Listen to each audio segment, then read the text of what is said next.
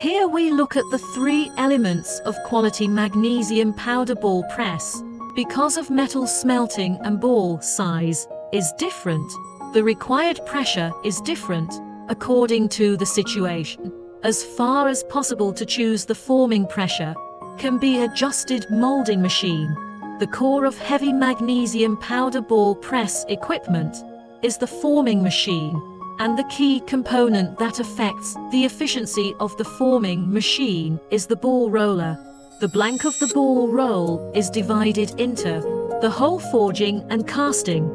The density of the forging is small. The structure is rough, but it is more cast of high density, tight structure, good wear resistance, long life, good ball groove processing technology, suitable material variety, and reliable operation, mostly used for medium and high pressure large molding machine, but high cost.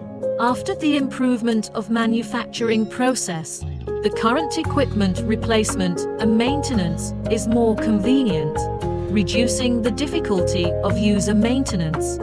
3. The balls produced also need to be dried before they can be sold or used. The current use situation is a vertical dryer or flip plate drying equipment with high efficiency and easy use.